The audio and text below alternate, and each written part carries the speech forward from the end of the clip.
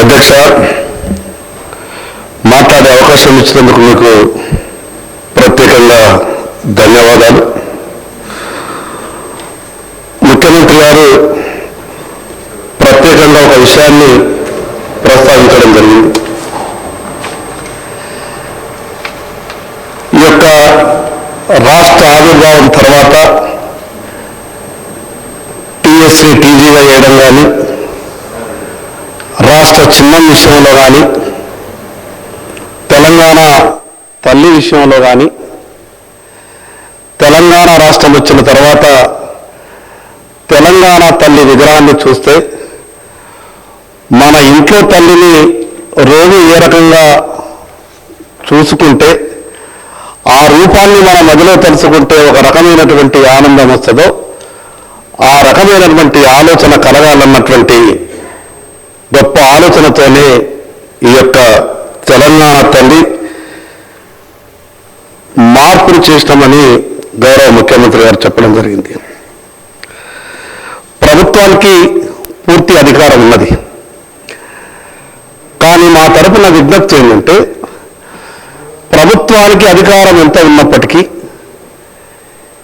ఈ సభలోని అన్ని పక్షాల సభ్యులతోని ప్రభుత్వానికి ఉన్నటువంటి ఆలోచనని పంచుకొని చేస్తే కొంత ఇంకా బాగుంటుందని మా సలహా సూచన. అదేవిధంగా మాకు అనిపించింది, మిగతా ఎన్ని విషయాలు నేను చర్చకు వెళ్ళను, కానీ ఆ యొక్క విగ్రహంలో తెలంగాణ తల్లి తలపై బతుకమ్మ ఉంటే బాగుంటుండేనేమో అని కొంత ఆలోచన మాకు అనిపించింది. సరే, మీరు ఏ కోణాల నుంచి మీరంతా అన్ని విషయాలని ఆలోచించే మీరు నిర్ణయం తీసుకుని ఉండొచ్చు. కానీ నేనేమంటే, గౌరవ ముఖ్యమంత్రి గారు ఈ రాష్ట్రానికి సరిగా లేనటువంటి అన్ని విషయాల మీద మార్పులు చేసేటటువంటి ప్రయత్నం చేస్తున్నారు. దానికి నేను ముఖ్యమంత్రి గారికి ప్రత్యేకంగా అభినందన తెలియజేస్తా ఉన్నాను.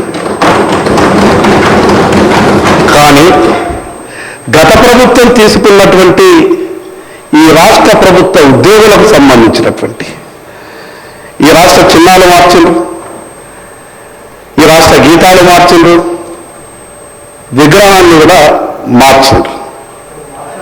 నేనేమంటానంటే, రూపకల్పన చేసిండు, తెర కొద్దిగా ఏదో చేసిండు. మొత్తానికైతే ఏది మంచి అనిపిస్తున్నా అది చేస్తున్నామని చెప్పే ప్రయత్నం చేస్తున్నాం. చాలా సంతోషం. మేమేమంటున్నామంటే, గత ప్రభుత్వం 317 అనే జీవో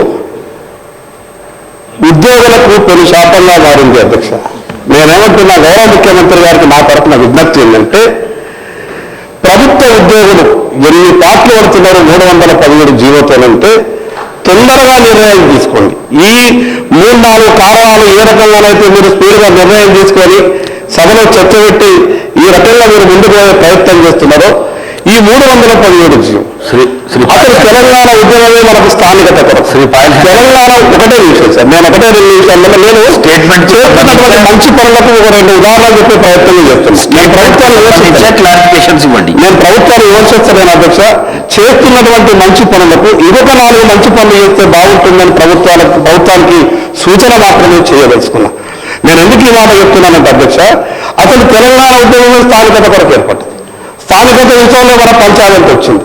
కానీ తెలంగాణ రాష్ట్రం వచ్చిన తర్వాత ఈ 317 జీవో వచ్చి ఈ ప్రభుత్వ ఉద్యోగులకు ఈ రకమైనటువంటి ఇబ్బంది కలుగుతాయని ఎవరు కూడా ఊహించలేదు. నేను అందుకే ఇన్ని మంచి పనులు చేస్తున్నామని సభలు చెప్తున్నారు, చాలా సంతోషం. ఇటువంటి మంచి పనులు కూడా వాటికి ఇంత స్పీడ్గా చేసేది, ఈ మంచి పనులు కూడా అంత స్పీడ్గా చేయండి. ఒక్కొక్క చివరిగా 1 నిమిషంలో ముగిస్తే అధ్యక్ష, ఒక్క విషయం. తెలంగాణ రాష్ట్ర ఆర్థిక వ్యవస్థ గత ప్రభుత్వం చిన్నాభిన్నం చేసి ఉండొచ్చు. ప్రభుత్వ ఉద్యోగులు విపరీతంగా ఇబ్బందులు పడుతున్నారు.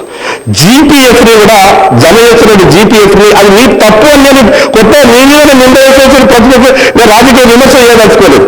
గత ప్రభుత్వం చేసినటువంటి పాపం కావచ్చు, గత ప్రభుత్వం చేసినటువంటి తప్పులు కావచ్చు, వెంటనే ఈ తెలంగాణ రాష్ట్ర ఆర్థిక వ్యవస్థను సరిదిద్ది ప్రభుత్వ ఉద్యోగులు జీపీఎఫ్ని కూడా తీసుకోలేనటువంటి పరిస్థితులు, ఆ విషయాల మీద కూడా ముఖ్యమంత్రి గారికి దృష్టి పెట్టాల్సిందిగా మా తరఫున విజ్ఞప్తి చేస్తా ఉన్నారు.